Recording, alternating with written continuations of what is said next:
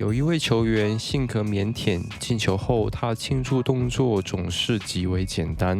赛后采访，他也常常婉拒，你很少在新闻头条上看到他的名字，几乎没有关于他的花边报道。也许你会想，他是不是来自小俱乐部？是不是实力不够强？其实都不是。他现在效力于德甲豪门拜仁慕尼黑，是球队最有潜力的球员之一。作为首发边锋，他脚下技术、盘带节奏和创造力丝毫不逊色于足金足坛任何一位顶级边锋。他就是迈克尔·奥利塞，一个在14岁时被切尔西青训淘汰的孩子，如今却一步步成长为拜仁最令人期待的天才。这一期视频就让我们一起来聊他的故事。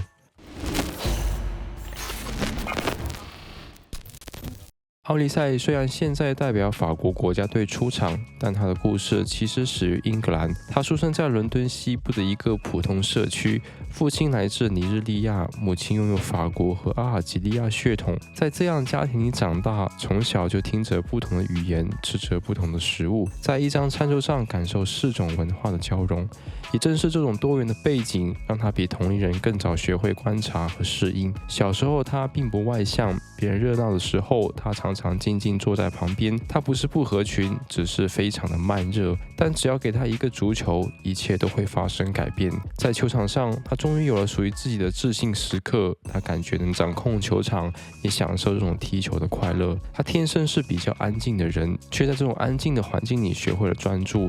7岁那一年，奥利塞开始了自己的青训之路。因为住在伦敦，他可以去不同俱乐部试训，阿森纳、切尔西他都去过。在正式进入某家俱乐部梯队之前，当地的孩子都被允许同时跟多支球队一起训练，这在伦敦非常常见。最终去哪一家，并不只看孩子愿不愿意，也取决于青训教练是否认可，俱乐部是否愿意将他签下。奥利塞足球天赋很突出，于是他选择离家更近、体系更完整的切尔西青训学院。在梯队训练里，他的基本功一点点扎实起来，技术也得到教练组的认可。同时，他也意识到这里竞争非常激烈。14岁那年，他离开了切尔西。虽然他看上去是那种会成功的类型，但在那个年龄段里，他并不是最出色的那一个。名额很有限，选择也非常的残酷。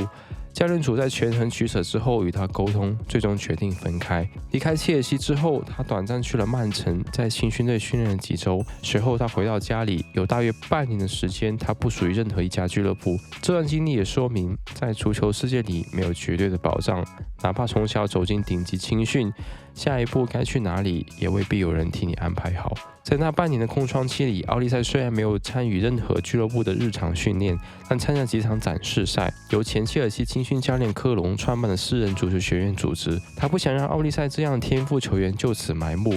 展示赛现场会有多家俱乐部的球探到场，他们会系统的考察每一位出场的球员。正是在这样的比赛中，奥利塞能力被英冠球队雷丁看中，随后被纳入雷丁青训学院的奖学金计划。在雷丁，奥利塞成长得很顺利，加入球队不到1年，他就升上一线队。2019年3月对阵利兹联的比赛里，他替补出场，成为俱乐部历史上第51位从学院升上一线队并完成出场的球员。第一个职业赛季，奥利塞就拿到了俱乐部评选的年度最佳年轻球员。首秀2个月之后，他就与俱乐部签下了3年的合同，确立了自己的成长通道。20到21赛季，奥利塞就在英冠赛场开始发光，他为球队出场了44场，首发37场，打进了7球，送出了12次助攻。凭借这个赛季的稳定输出，他拿到英冠联赛年度最佳年轻球员的荣誉。很快，在伦敦的英超球队水晶宫选择将奥利塞签下，合同期为5年，转会费900万欧元。来到南伦敦之后，他很快适应了球队的节奏，在为球队出场的第2场英超比赛里，他就打进了英超首颗进球。按理说，很多球员在顶级联赛收获处子球都会疯狂的庆祝，但奥利塞却非常平静，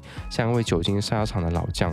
那场比赛，他帮助水晶宫2-2战平莱斯特城。22到23赛季，他单季就送出了11次助攻，成为水晶宫英超时代首位助攻上双的球员。同样的赛季里，他腼腆不爱在大众面前多说话的性格，也被更多人注意到了。在对阵西汉姆联赛的比赛里，他的下半场补射阶段完成绝杀，帮助球队2-1取胜。而随后的赛后采访却短得出奇，记者问了他很多问题，但他的回答都是1-2个单词，采访也就这样尴尬的结束了。这不是他傲慢的表现，只是他的表达方式跟别的球员有点不同。赛季结束后，切尔西触发了奥利赛的解约条款，希望把这位昔日青训球员带回斯坦福桥，但奥利赛拒绝转会，态度非常的坚定，转而与水晶宫续约了4年。这个决定某种程度上也被外界解读为当年青训经历的一种回应。23到24赛季反复的腿筋伤病打乱他的节奏，也让他错过了不少的比赛。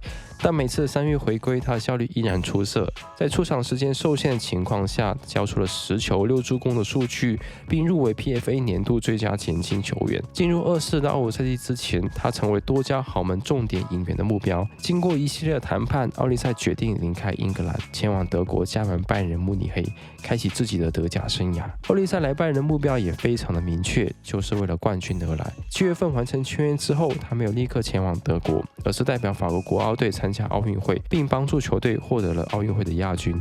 虽然因此错过了与拜仁队友的季前赛磨合，但他融入球队的速度依旧很快。主帅孔帕尼也公开称赞他的专业度和训练态度。但很快，拜仁球迷也注意到他性格上的特殊，他很少接受赛后的采访，就算接受了，回答也非常简短，这和他英超时期的表现并没有不同。在一场5-0大胜不莱梅的比赛里，奥利赛当选了全场的最佳球员。他一开始婉拒接受采访，还是队友穆谢亚拉鼓励他多在镜头前表达自己，给自己增加一些曝光量。最终他站到了镜头面前，但全程几乎由穆谢亚拉带他回答，他一句话都没有说。穆谢亚拉最后打趣的开玩笑说，这就是奥利赛，低调的球员。24到25赛季，他为球队在德甲出场了34场，打进12球，送出15次助攻，这是他首次在当赛季完成2双的数据表现。他拥有不输亚马尔的左脚技术与盘带能力，但因为性格腼腆，不爱在镜头面前提高自己的曝光度，社交媒体也非常少的更新，